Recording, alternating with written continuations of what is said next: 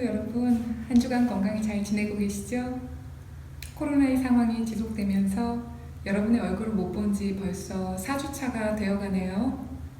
메시지를 통해서 그리고 여러분들의 출석 댓글을 통해서 얼굴을 본 것처럼 반가운 마음이 있는데 여러분들도 그런 마음이 있는지 궁금하네요. 자유롭게 만나고 우리가 함께 모여서 찬양하고 예배할 수는 없지만 여러분들이 모이는 곳에서 예배하고 함께 할 날을 기대해 봅니다. 각자의 처소에서 예배하고 그리고 오늘 함께 말씀을 읽어보도록 하겠습니다. 오늘 말씀은 누가복음 2장 41절부터 52절까지 말씀입니다. 같이 한 목소리로 읽어볼게요. 예수의 부모는 해마다 6월절에는 예루살렘에 갔다. 예수가 12살이 되는 해에도 그들은 절기 관습을 따라 6월절을 지키러 올라갔다. 그런데 그들이 절기를 마치고 돌아올 때에 소년 예수는 예루살렘에 그대로 머물러 있었는데 그의 부모는 이것을 모르고 일행 가운데 있으려니 생각하고 하룻길을 간 다음에 비로소 그들의 친척들과 친지들 가운데서 그를 찾다가 찾지 못하였으므로 그들은 그를 찾으려고 예루살렘으로 되돌아갔다.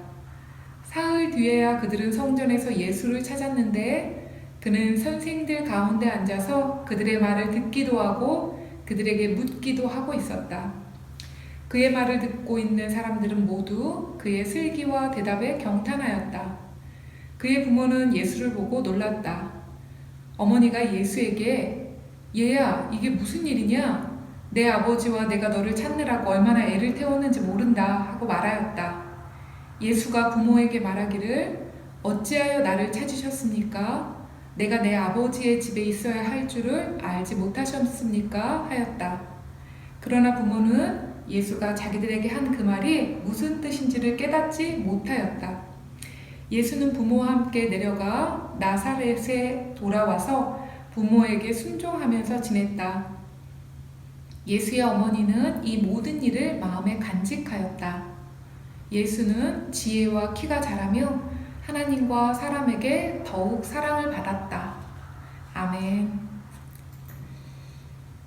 여러분, 요즘 코로나로 인해 온라인 교육 시대를 살아가고 있죠? 줌이나 행아웃, 미트 같은 프로그램을 자유자재로 활용하며 실시간 수업과 그리고 유튜브에 올라와 있는 영상 강의를 통해 온라인 교육 시대를 살아가고 있는데요. 온라인 수업을 하면서 좀 답답한 경험들을 하지 않나요? 바로바로 질문을 하거나 하는 것이 좀 어렵고 또 기기 오류나 기기를 잘 사용하지 못해서 어려운 점, 또 현장감이 없다는 것, 여러 가지의 어려움이 있을 텐데요. 여러분은 이것을 어떻게 해결하십니까? 사실 얼마 뒤면 학교로 다시 돌아가게 될 거고 이런 걱정은 어떻게 보면 잠시 뒤에 해결할 수 있는 문제겠죠. 그러나 여러분 한번 상상해 보세요. 차도 없고 학교도 많지 않고 그래서 공부를 할 수 없었던 2000년 전에는 어떻게 학습을 했을까요?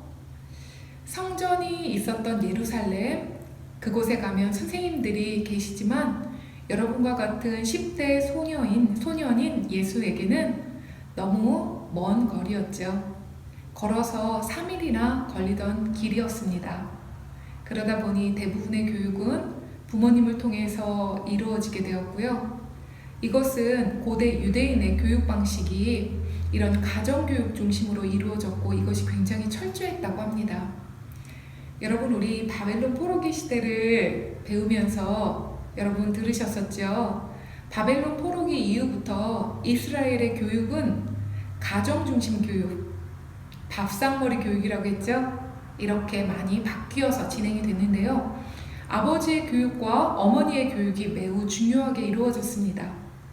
지식이나 암기로 끝나지 않고 삶에서 실제적인 신앙 교육이 이루어지는 것을 매우 중요하게 생각하다 보니까 이스라엘에서는 엄마가 유대인이 아니면 아빠가 유대인이어도 유대인이 될 수 없었다고 합니다.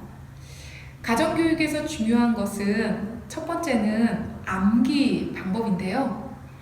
2000년 전 한번 생각해 보세요. 이 당시엔 종이가 흔하지 않았던 시절이었기 때문에 입에서 입으로 구전되어 오던 율법들을 암기하는 방식이었는데요. 부모 세대에서 자녀 세대로 그리고 또 그 다음 세대까지 이렇게 암기하는 방법을 통해서 이어오게 했다고 합니다. 예를 들면 은선의 집은 창세기를 담당해서 창세기 하면 은선의 집에 그 교육을 담당하는 것이죠. 그리고 은친의 집은 출애굽기를 담당해서 암기하게 하는 형태예요. 그러다 보니 한 5집이 모이면 율법서가 완성이 되겠죠. 이런 형태의 암기 교육을 통해서 다음 세대로 이렇게 율법의 전통들이 이어지게 되었다고 합니다. 두 번째는 토론 교육 방법인데요. 부모님으로부터 시작이 되죠. 모세오경을 함께 읽고 이것을 설명해주고 이것을 교육하는데요. 이때 가장 중요한 것은 질문하게 하는 방법이라고 합니다. 이런 형태의 교육, 유대인 교육 많이 들어보셨죠? 지금도 유대인의 질문하는 교육은 굉장히 중요한 교육 방법 중에 하나입니다. 세 번째는 민족 행사입니다. 유월절과 같은 절기 행사를 통해서 민족적인 행사를 온 백성들이 함께 치르면서 후대에까지 신앙 교육을 이어가면서 완성하는 것이거든요. 오늘날에도 유대인들은 이런 로시 하샤나라고 하는 새 명절을 이렇게 행사하고 있는데요. 우리 성경에서는 나팔절이라고도 해서 실제 새해에 이런 나팔을 부는 행사, 그리고 달달한 빵을 먹으면서 새해를 맞는다고 합니다. 이렇게 하면서 하나님께서 우리들과 함께 하신다는 사실을 민족 전체가 다 기억하고, 그러면서 우리는 하나님의 자녀야, 이런 것들을 깨닫게 되었죠. 그리고 하나님과 이웃을 사랑하는 공동체로 우리는 부름받았다는 사실을 이때 확신하는 것입니다. 이런 철저한 교육 덕분에 유대인들은 나라를 잃고 흩어져 많은 백성들이 따로 살아가면서도 그들의 신앙과 전통을 지킬 수 있게 되었지요. 이스라엘에서는 13세가 되면 모든 교육이 완성되고 회당에서 성경을 강독할 수 있는 나이가 되었다고 합니다. 우리나라랑 참 많이 다르죠. 그리고 또 하나는 유대인의 명절인 유월절 예배에 참여하는 특권을 부여받게 됩니다. 예수님의 가정도 예외일 수 없겠지요. 다윗의 가문이었던 요셉과 마리아는 어릴 때부터 예수를 아주 철저히 신앙 교육을 해냅니다. 그리고 마침내 예수님이 12살 되던 해에는 민족의 대명절인 유월절에 참여하는 모습을 보게 됩니다. 오늘 말씀 41절과 42절 한번 같이 읽어볼까요? 그의 부모가 해마다 유월절이 되면 예루살렘으로 가더니 예수께서 12살 되었을 때에 그들이 이 절기의 관례를 따라 올라갔다가 라고 기록하고 있죠. 여러분의 가정에 이런 신앙의 전통이 있나요? 부모님과 함께 찬양하고 그리고 말씀을 읽고 오늘 읽은 말씀을 삶에 적용하고 하루를 마치면서 적용된 말씀을 같이 나누는 신앙의 전통을 가졌다면 너무너무 감사한 일이죠. 그런데 이런 모습들은 여러분을 통해서 더 발전되어 가야 되는 모습입니다. 혹시 나 혼자 신앙생활을 해나가면서 여러분들이 이룰 가정에서는 이런 아름다운 신앙 전통을 많이 만들어 가시길 축복합니다. 이런 신앙의 전통들은 왜 중요할까요? 오늘 말씀 46절, 47절 말씀에 그 힌트가 나와 있는데요. 같이 한번 읽어보도록 하겠습니다. 사흘 후에 성전에서 만난즉 그가 선생들 중에 앉으사 그들에게 듣기도 하시며 묻기도 하시니 듣는 자가 다 그 지혜와 대답을 놀랍게 여기더라. 유월절 예배를 드리고 이제 고향길로 돌아가는 길인데요. 요셉과 마리아는 아들 예수가 무리 중에 없는 것을 하루가 지나서야 발견합니다. 아들이 없으니 너무너무 놀랬겠죠. 다시 요셉은 그리고 마리아는 아들을 찾아서 성전이 있는 예루살렘 쪽으로 다시 올라갑니다. 그리고 3일이 되어서야 성전에서 아들을 발견하고 있습니다.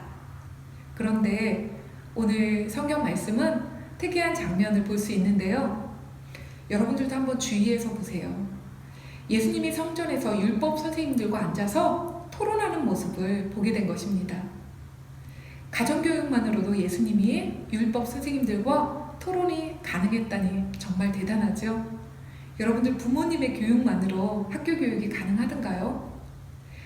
그러나 예수는 선생님들에게 듣기도 하시고 또 묻기도 하시고, 그런데 그 말하는 것이 매우 놀라웠다, 이렇게 기록하고 있습니다. 더 놀라운 것은 49절의 예수님의 고백인데요. 한번 읽어볼게요. 예수께서 이르시되 어찌하여 나를 찾으셨나이까? 내가 내 아버지 집에 있어야 될 줄을 알지 못하셨나이까? 하시니, 예수님은 어릴 적부터 신앙의 경전이었던 율법서를 읽으면서 하나님을 아버지로 알게 되었다는 사실을 발견합니다. 말귀를 알아들을 법한 4살 때부터 율법 교육이 시작된다고 하니까 사실 이때 율법을 읽고 묵상하며 부모님과 함께 나눈다는 것은 쉬운 일이 아니겠죠. 어릴 때는 습관적으로 참여할 수 있겠지만 성장하면서 말씀을 읽고 묵상하는 중에 어린 예수는 하나님이야말로 나의 진정한 아버지라는 사실을 발견한 것입니다. 자신의 진정한 정체성이 무엇인지 말씀 속에서 발견한 것이죠. 한 절 한 절을 묵상하며 그 아버지의 마음을 깊이 깨닫는 과정이 그 안에 있었습니다. 한 사람 한 사람을 너무나 사랑하시는 그 아버지의 사랑의 마음. 그러나 아버지의 사랑을 알지 못한 채 멀어져 가고 있는 세상 속의 많은 사람들도 예수는 생각해 봤겠죠. 그리고 그들을 구원하길 바라시는 아버지의 뜻을 발견한 소년 예수는 선생님들에게 그것을 확인하며 묻기도 하고 또 그 답을 듣기도 하며 토론하셨던 것은 아닐까 생각해 봅니다. 사랑하는 청소년부 여러분, 여러분에게는 아주 먼 일처럼 느껴지겠지만 우리의 연수가 강건하면 80이라고 시편에 기록하고 있는데요. 요즘 말로 하면 100세의 인생이라고 할 수 있을까요? 여러분은 이 100세의 인생을 살아가면서 이 땅에 무엇을 위해서 오셨나요? 나는 아직 10대니까 그것은 너무나 먼 미래의 일이야, 이렇게 치부하시나요? 그러나 예수님은 이미 10대에 그가 왜 이곳에 왔는지, 그가 누구인지, 그리고 앞으로 어떤 길을 걸어갈지 그것을 깨닫고 그 길을 묵묵히 준비하며 걸어가셨다는 것을 오늘 말씀을 통해 기억하시기 바랍니다. 오늘 소년 예수가 말씀 속에서 발견하며 자신의 사명을 깨달았던 것처럼 여러분들도 말씀과 신앙 훈련 속에서 하나님을 가까이 함으로 여러분의 사명을 발견해가는 그런 여러분들이 되시길 축복하며 오늘 말씀을 마치겠습니다. 같이 기도하겠습니다. 하나님께 가까이 함이 내게 복이라. 내가 주 여호와를 나의 피난처로 삼아 주의 모든 행적을 전파하리이다. 하나님을 가까이 함으로 소년 예수가 하나님의 뜻을 알고 그 길을 준비하였던 것처럼 사랑하는 은강의 청소년부 안에도 하나님을 가까이 함으로 목적으로 이끌림받는 인생을 살아가도록 축복하여 주시옵소서. 예수님의 이름으로 기도합니다. 아멘.